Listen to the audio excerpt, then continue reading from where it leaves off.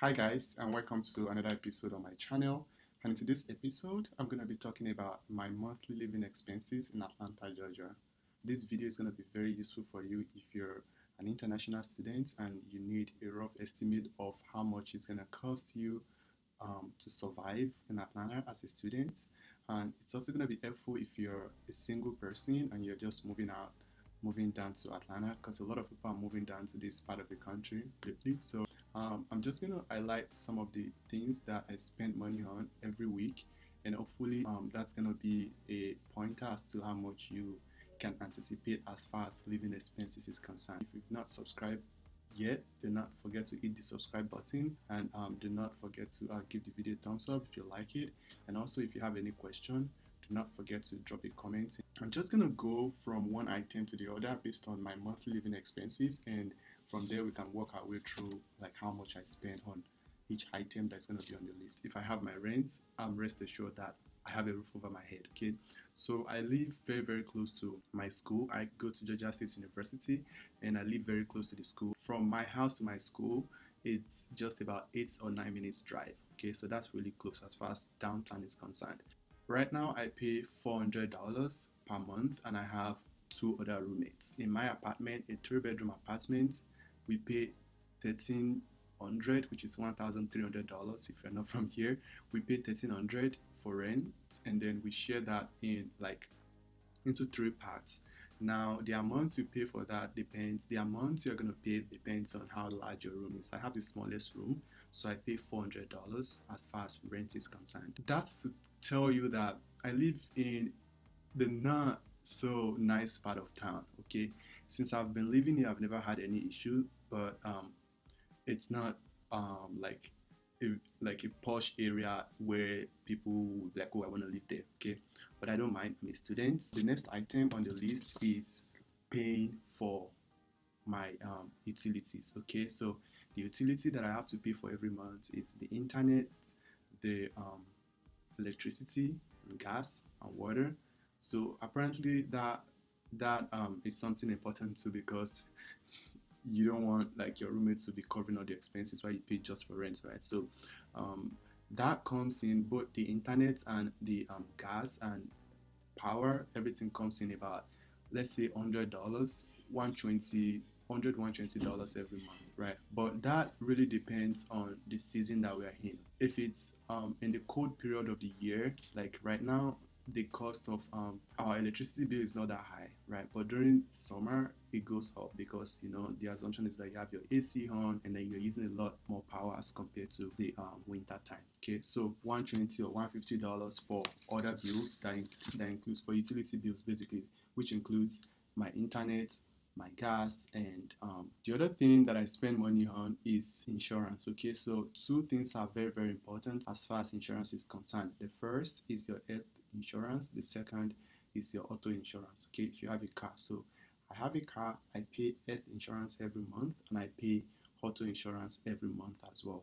Now for my auto insurance, I currently pay $120 per month. Now that's not the cheapest, reason being that my driving license in the United States is still young, technically. So, and also I live in a very expensive city, and I live close to downtown. My zip code shows that I live close to downtown, which as far as risk analysis is concerned, it's a much more it's a high risk area because people get into accidents every day. Well, when there are like lots of like cars and stuff, basically.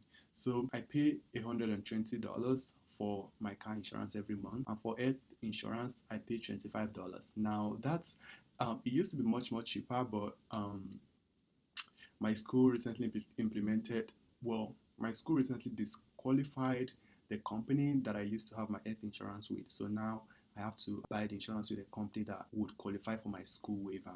So basically I pay $25 every month. Now that's gonna be different if you're, let's say, older or younger, or you enroll in a different health insurance with a different health insurance company. But the key thing to note is that it varies a lot. Another thing that I also pay for is phone bill. Okay, so phone bills, the system in America is very different in the sense that where I'm coming from in Nigeria, you don't have to pay for your phone bill on monthly basis or upfront. Okay, so it's a pay as you go thing, right? Where on your phone, if you have airtime, if you have credit on your phone, you can call, and if you don't have credit, you can always receive calls. But in the US, you need to have an active line to be able to receive or make calls. Okay, so it's basically a subscription service, right? Now for that, I currently pay about $120 for 6 months. Now that's very, very cheap. I don't know how I got lucky, but I don't know, basically, because I have friends that pay as much as $70 every month for their phone bill. Okay, so, but also do not forget the fact that I probably use one of the cheapest company in the US for my phone bill. But it doesn't matter as long as I'm able to make calls and receive call. I think I'm good. Food.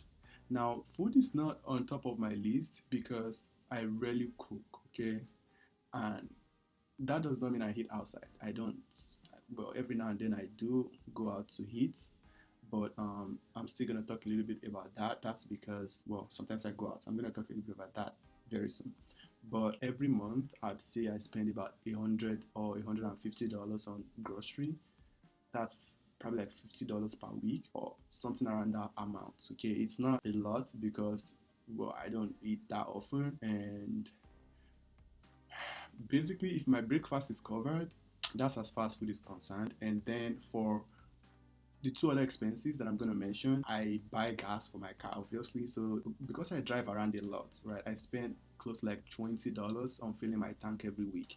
That's a lot of gas, especially if you don't go anywhere or if you're not driving all over the city. Okay, so I spend about $20 every week, but I see like an average person spending just $50 on gas per month. That sounds reasonable.